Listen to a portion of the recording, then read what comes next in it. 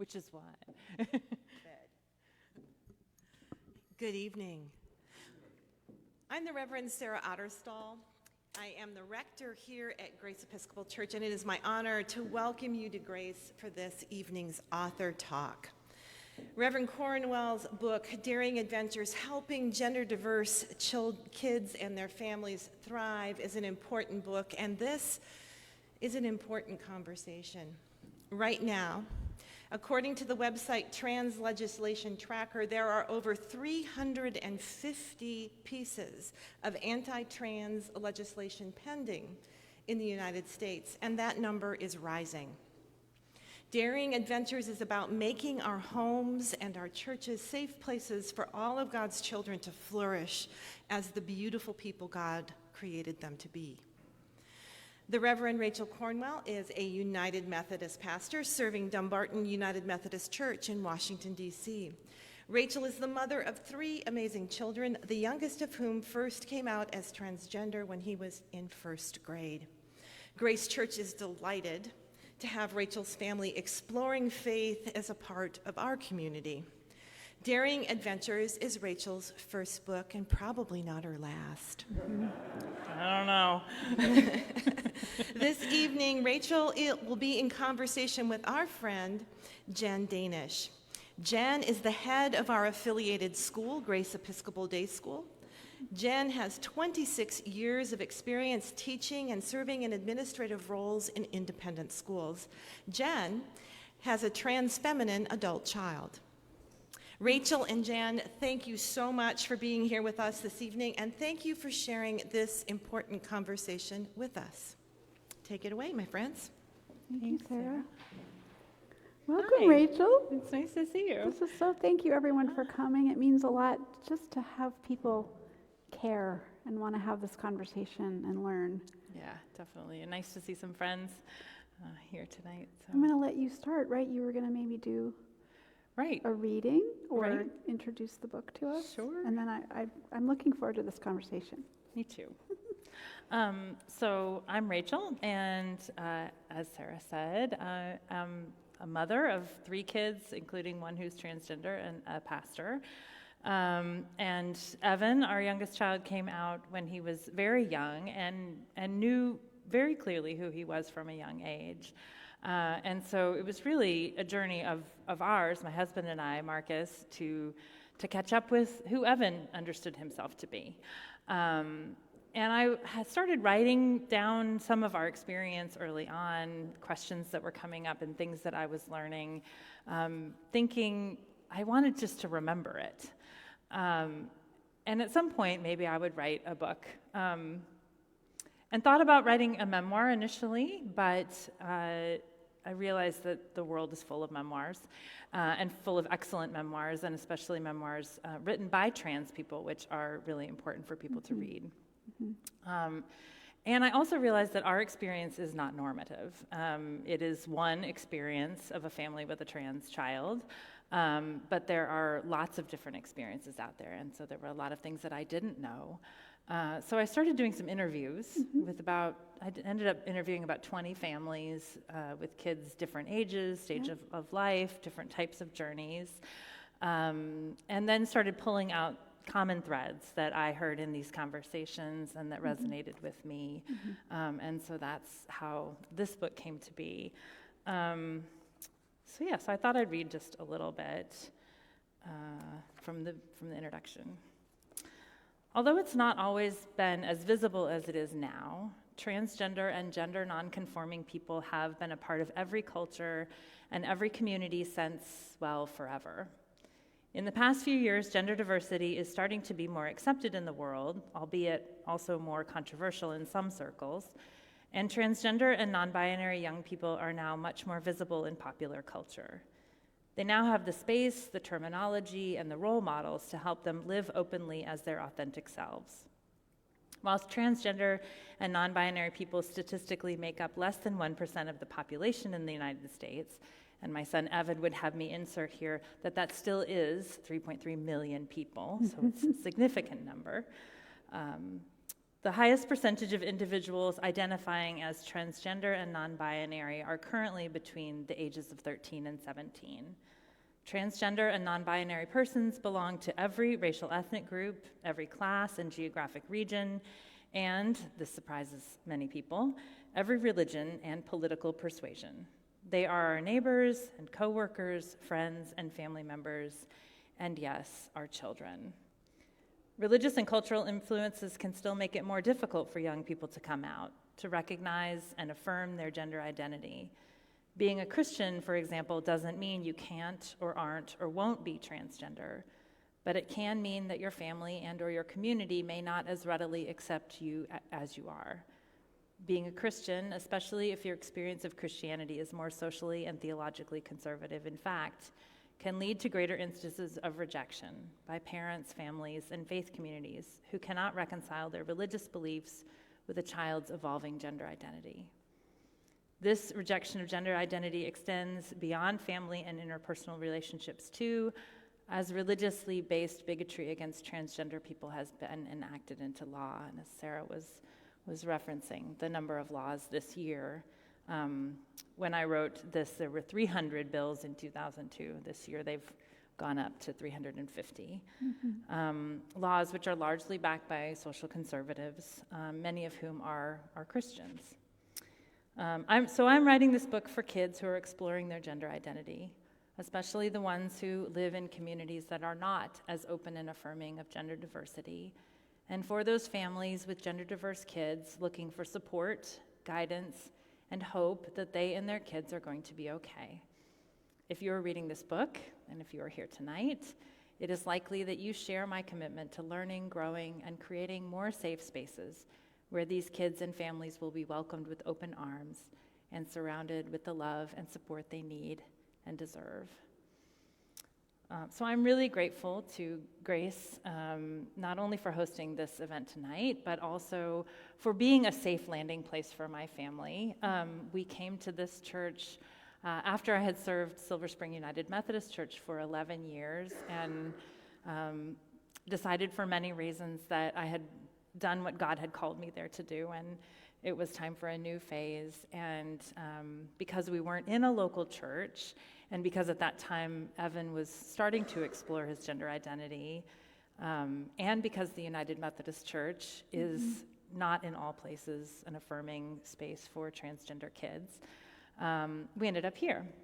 We knew folks here, and it was just a really soft landing place for us, and wonderful to be part of a community where LGBTQ people were openly affirmed and celebrated and being ordained and serving in the clergy here. And so it wasn't really a question about whether or not this would be a safe space for us. So I've been really grateful to this community. Well, I think I speak for many of us when I thank you for this book, because it is really important that we tell our stories and that we continue to affirm children. But I also feel like you really try to help parents here and others who are trying to be a soft landing place, an affirming place. So I really appreciate that. I also really appreciate the title. It's so positive in the invitation that it invokes, that it's a daring adventure, that it's just another one of life's exciting moments rather than being something that is a deficit or a burden or a crisis. Right. It's just a part of the human experience, actually. Yeah. And I'll say a little bit more about my story. And I have a much older child. My Sam is going to turn 25, which I can't believe. I was 25 when I got married. And Sam lives in Brooklyn, New York, and identifies as non-binary trans feminine. So neither male nor female, but much more on the female side of the spectrum. Has very long, beautiful, blonde, curly hair. Got that from Dad. And has really found, for the first time in their life, a community, a queer community of people in New York that see Sam for who they are and accept them. And Sam came out to us and to their school in 8th grade as gay, cisgender at the time, and gay. And that was a journey. That was a whole thing. And when Sam got to high school, went to Edmund Burke School, very social justice oriented, very accepting place. But the dysphoria that I think was beginning to set in, and then anxiety really took over. And high school was really, really tough for Sam. I mentioned this to you before we got started. On page 42, you tell a story about Rosie, who sees herself in a book called It Feels Good to Be Yourself. And I love that part. I think it is so important for children to have literature and introductions to even maybe popular culture where they see different versions of gender expression and gender identity. Because I was going to share that Sam's experience was that they went to college at Haverford College in Pennsylvania, again, very accepting place, but very small. So there weren't a lot of people like Sam. Many trans masculine folks, trans men, but not trans feminine. And Sam went to a reading, I think. A non-binary performer and poet, Alok. What is Alok's last name? Anyway, maybe some of you have heard of him. He went to Stanford, or they went to Stanford, excuse me. And Alok is very, very hirsute and wears a lot of makeup. And has a beard too. A beard, yes. And Sam had this epiphany, which was, oh my gosh, you could be both and you can hold this middle space, but had never seen that really in the world. And it was this kind of aha moment. We talk a lot in Episcopal schools about windows and mirrors, that you should be able to see through a window to experience different from your own, but you also need mirrors. And I think that's one of the things for gender identity children that's so hard, is that they don't always have those mirrors. So seeing yourself, right? Being and how about for Evan? What was that like for him? He just knew at a young age that he was not a girl. Yeah, and he told us that in many ways. Yeah. Which, as soon as he was able to express his preferences for hair and clothing, it was more typical male. Right. And in our family, we don't argue about hair and clothes. If it fits and it's appropriate for the weather, you can wear whatever you want. I love that part of the book. But it was when he started saying things like, when I grow up, I'm going to be a man. And when I get older, when I get breasts, I'm going to cut them off. Yeah. And that just started to sink in as something deeper and more. And I was worried about him not feeling right in his body. And I remember one conversation that I wasn't sure what the emotional piece was for him. So I just asked him, I said, are you sad that you were born a girl? And he said, yes, Mommy, I told God when I was a star in the sky that I was a boy, but God made me a girl, and now I just have to live with it. Wow. And he was 5. So what I realized in that moment was that he wasn't aware that trans people existed. Yeah. And so I said, I hear you, and I also believe that God doesn't make mistakes, and that God made you just the way you are, and your body is only one part of who you are. Right. And maybe, I said, there are boys that were born girls and girls that were born boys, and those people are called transgender, and maybe that's what you are. And he said, no, Mommy, that's not true. That doesn't happen. So I realized I needed to show him that this was a possible way for him to live and to thrive. And one of the first things that I found was a video of Skylar Baylor, who was the first out transgender swimmer, swam for Harvard, first out transgender NCAA athlete in the Division I school. And the Olympic Channel had done this wonderful video about Skylar and his whole journey. And Evan is a swimmer, so it was something that he could see himself in, and see him, that he could be an adult and he could thrive, and so just again a window, or a mirror. Yeah, exactly. And I think I wanted to also come back to something you said. I intentionally used the word gender diverse in the title, because gender identity is a spectrum. Yeah. And so there are kids who are trans, who are non-binary, who are gender fluid, who are agender. And I think for many of us, I mean, I can understand binary Yep. easier, right?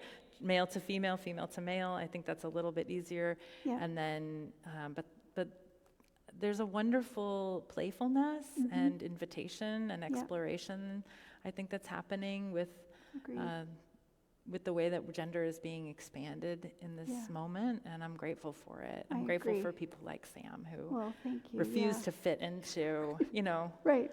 a binary and just want to be themselves. Right.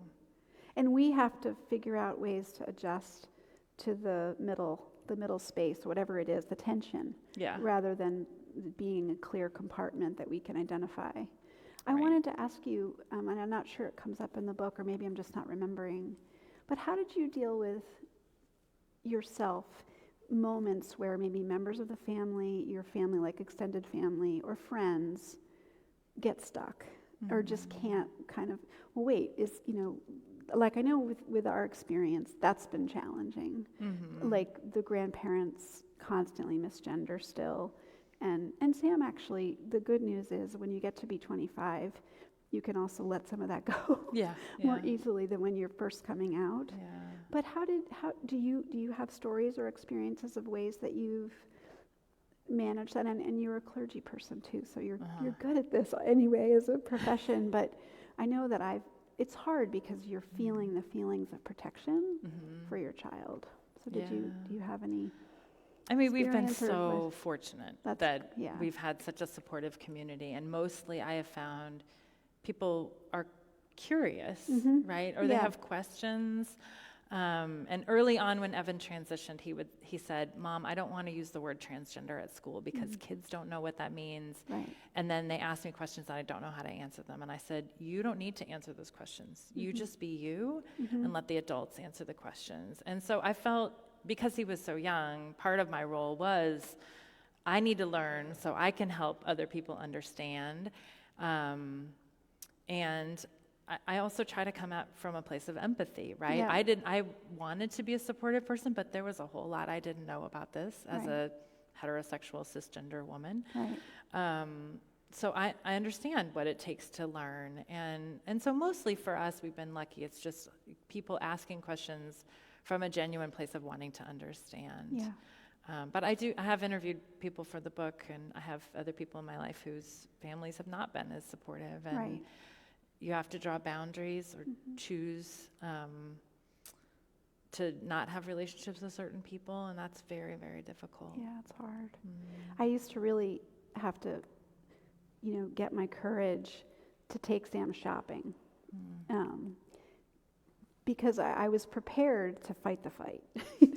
If someone couldn't just go with it, and if I had to do the wink, or I wasn't sure how much work I was going to have to do to protect Sam from a person not being able to kind of see them as trans feminine, needing to try on a dress as a 6 foot, almost 6 foot tall person with broad shoulders and hairy legs.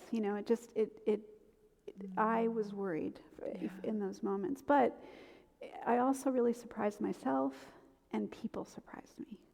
They would just go with it, and they generally have some experience, for the most part, especially in this area. Yeah. If we were in another region, it might be even more difficult. But and a few times I would just walk up and ask for the size 11 shoe, and just as if it were for me.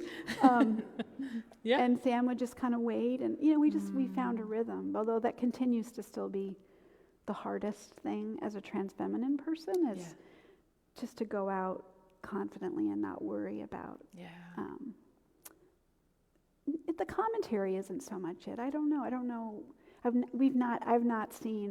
not been with Sam and anything really untoward or discriminatory has happened, but I think that's one of the hardest parts about being a parent of a trans child is the fear of how your child will be received, and will they be safe? Right? Will they be safe in public? Will they be safe in intimate relationships? Right. Will they be safe at school? Yeah. And it's a constant anxiety that is with you about their safety. Absolutely. Yeah. We worry about that with all children, but it's another layer of fear. Yeah. You mentioned PFLAG in your book. And Multiple times. that has certainly been, Sam's first really positive affinity experience was a PFLAG group with just a few other, at the time, it was gay and lesbian and bisexual kids. So this was when Sam was in 8th or 9th grade, and it was a very small group, but it ended up being so important for Sam to have, because at the time there weren't any other out kids in their school. And I have gone to a couple of PFLAG groups as a parent of trans at this point, and it's been really, really helpful. So I'm glad that you mentioned that. Are there other types of things like that have been really supportive to you and your family? I mean, or say more about PFLAG. I just shared my experience, but it's been good for you too. It sounds like. Yeah. So does everybody know what PFLAG Yeah, right. stands for? Parents and acronym. Friends of Lesbians and Gays. And there are chapters all over the country. And so they're a wonderful resource. Just their website has tremendous resources. I also know of a support group at the gender clinic at Children's Hospital that's both for youth and a separate one for their parents. I just think that's important too, to have separate spaces for young people to talk to their peers, for parents to talk to other parents. True. Because we have our own issues, and we're trying so hard to be vigilant and protective and understanding and to go with the flow, and we need people to listen to us and to ask questions of. I'm part of a secret Facebook group in the DMV. You're also in it. I was going to say, are we in the same? We're in the same Facebook group. It's great. So that's a big help. Online groups are really helpful. Really helpful. I've gone there for doctor resources, and because it is sort of hard just to Google it and get the things you need. You need some real people on the ground who are living it. Well, I remember when Evan said, "Mom, I'm the only trans kid in my school."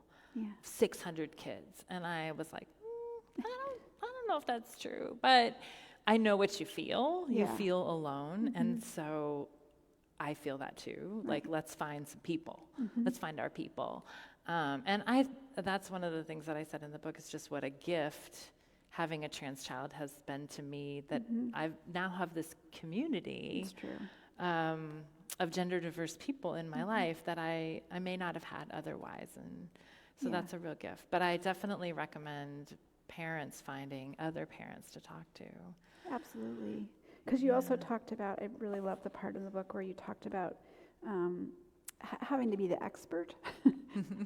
And you don't always feel like, you're the expert, or that you also have to take care of yourself and make sure that you're not carrying a lot of other people's, but you want to be helpful too. You want to create the affinity.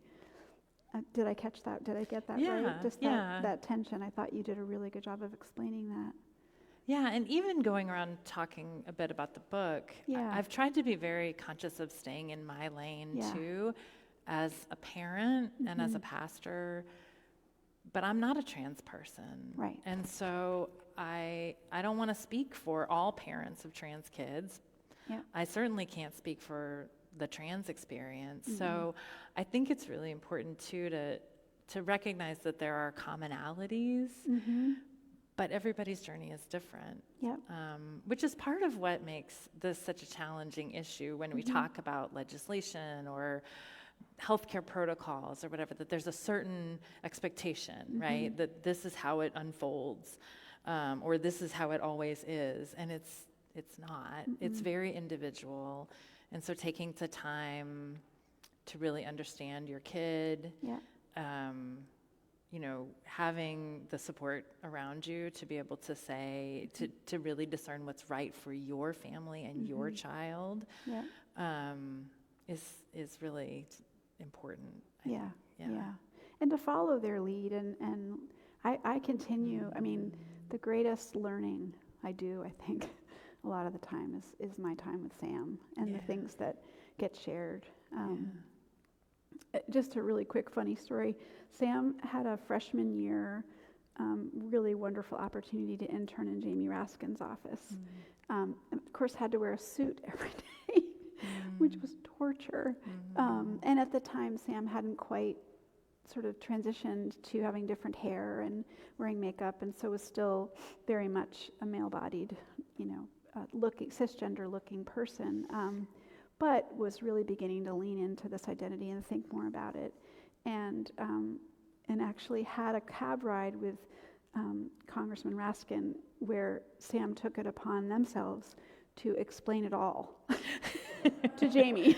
It's like, no, you do not. That's not how you talk about that. Let me help you get the talking points right. Good. And so, all of Jamie Raskin's knowledge. No, but there's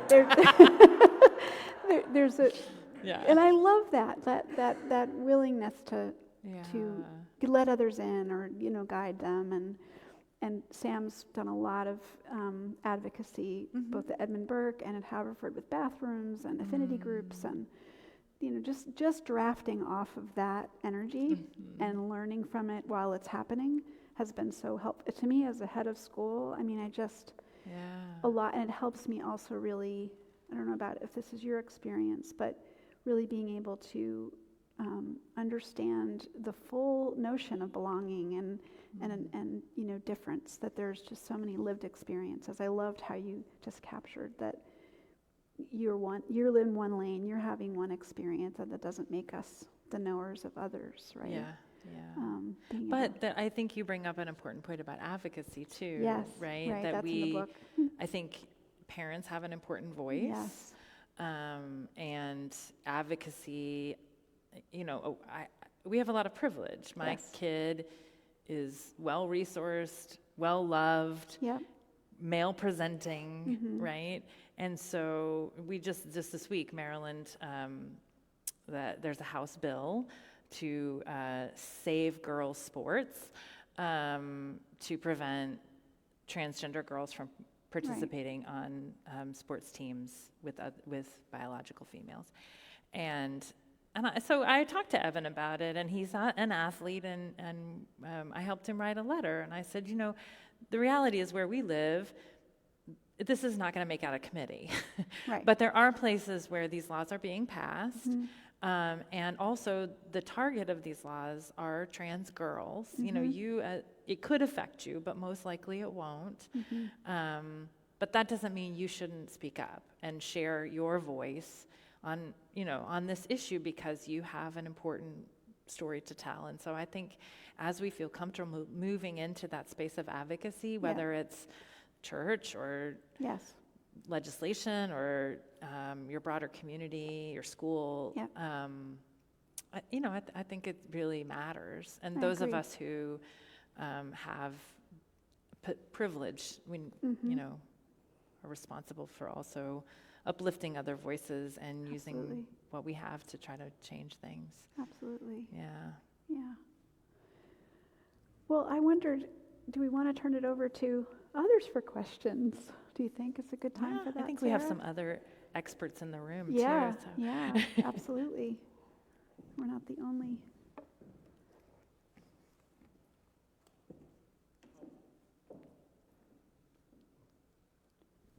Go ahead. Do you want us to repeat the question too? Yeah, please do, so people can hear, everybody can hear. I was working as a high school librarian for many years, and I think it was about 10 years ago, there was a book and a website aimed for younger gay, lesbian students. It gets better. And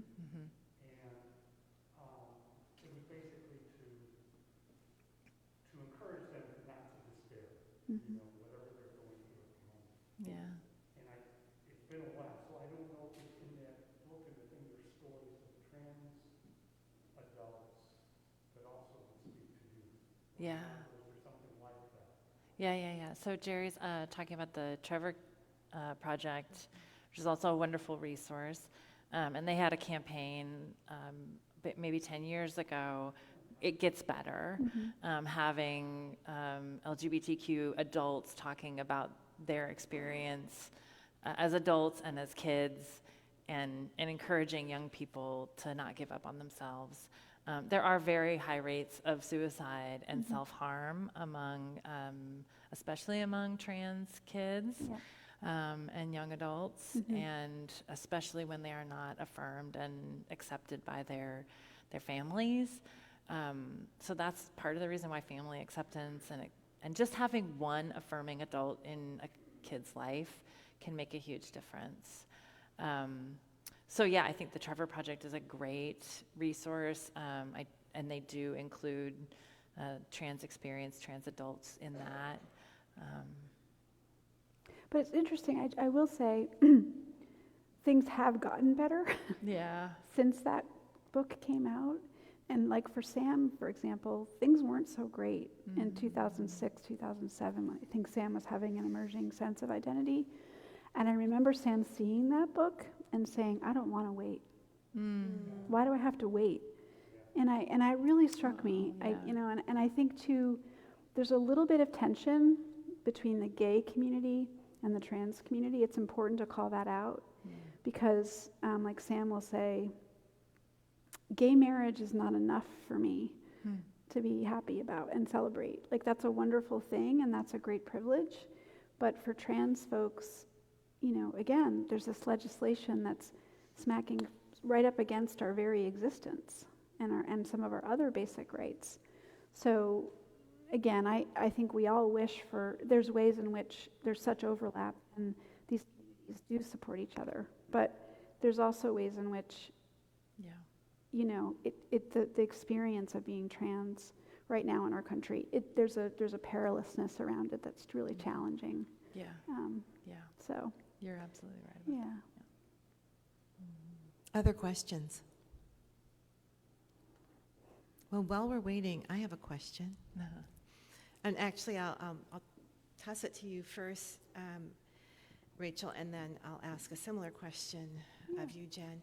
What are 3 things that churches can do, or places of worship can do to be affirming and welcoming of gender diverse young people? Well, I'm glad you asked. In the back of the book, there are 10 suggestions, actually, for faith communities. I tried to write the book being self-aware about the fact that I am a pastor and that I do want to speak to Christian audiences, but this is not exclusively a book for churches or Christians.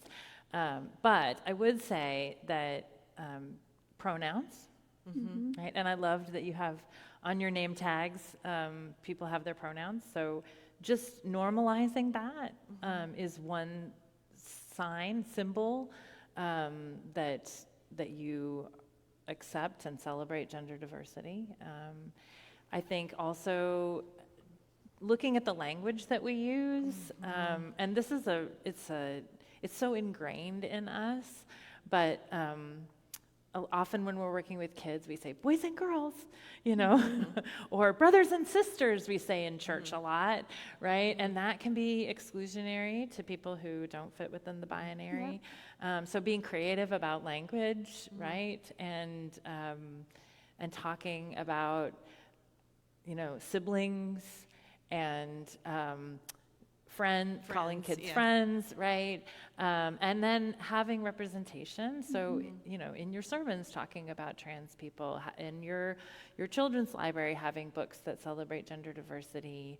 There are stories in the Bible about gender diversity. So lifting those up in Sunday school classes and preaching on them. I think making it this experience of being transgender part of the whole human experience that we celebrate is one way. And I think churches, are at different places on the journey, right? Even churches like the Episcopal Church or my church that's been a reconciling church for 36 years, we just updated our policy, our safe sanctuary policy, which is the policy that protects youth and children and vulnerable adults. And it had nothing in there about gender diversity. In fact, we had a whole section on when we take youth on trips, boys and girls will be separated. And I was like, okay, we have 2 non-binary kids in our youth group.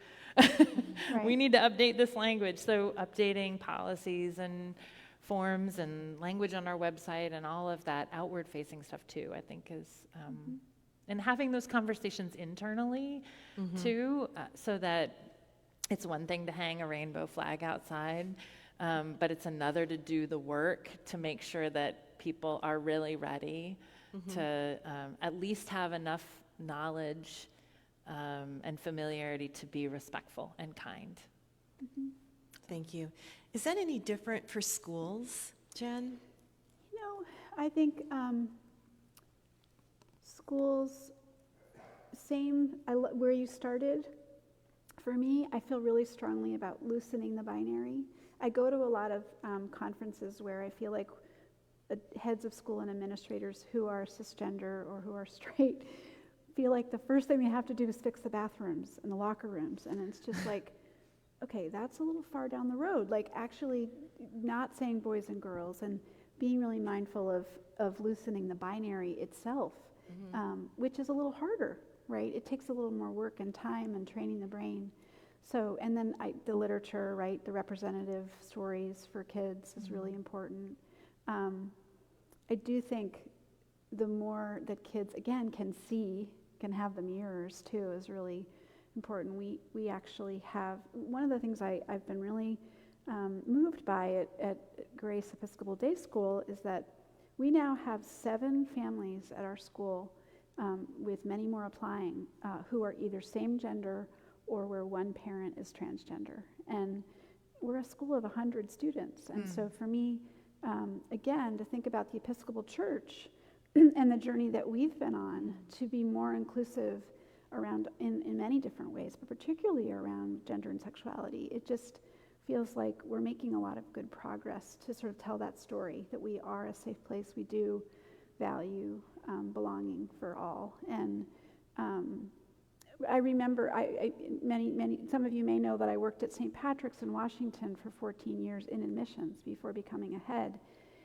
I remember the Anglican split moment, and I remember a father actually in military wear asked me on a tour about where we stood.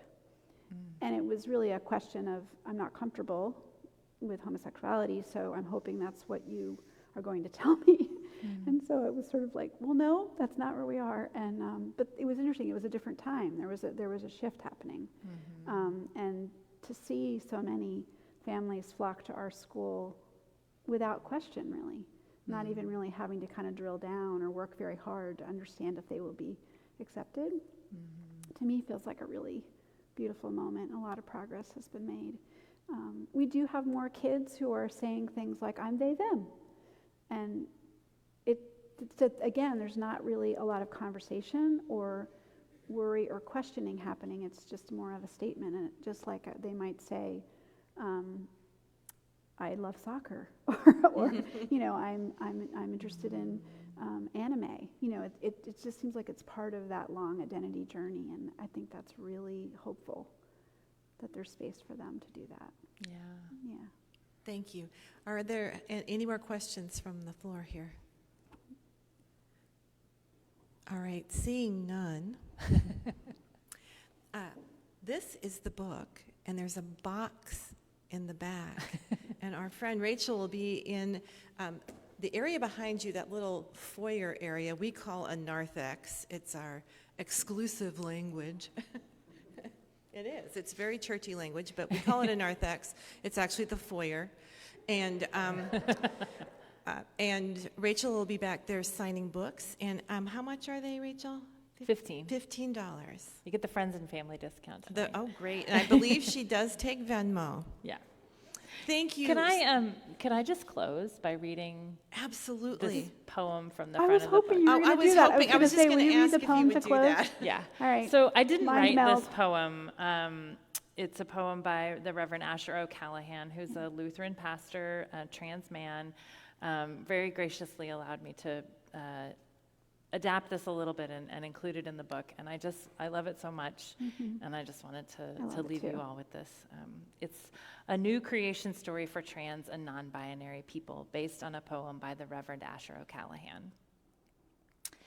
In the beginning, God created day and night. But have you ever seen a sunset?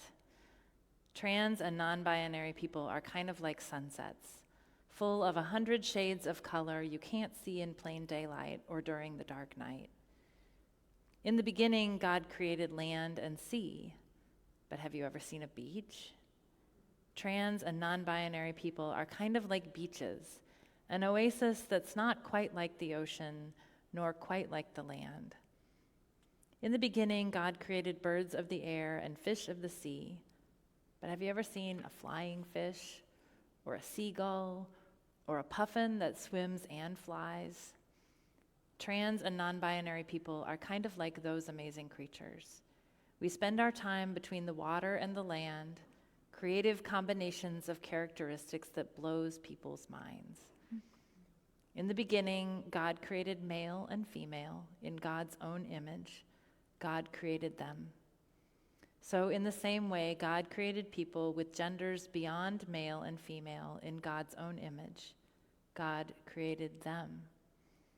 God created people cis, trans, non-binary, agender, and intersex, in between, outside of, and beyond night and day, land and sea, fish and bird, all different sorts of people, all different sorts of relationships.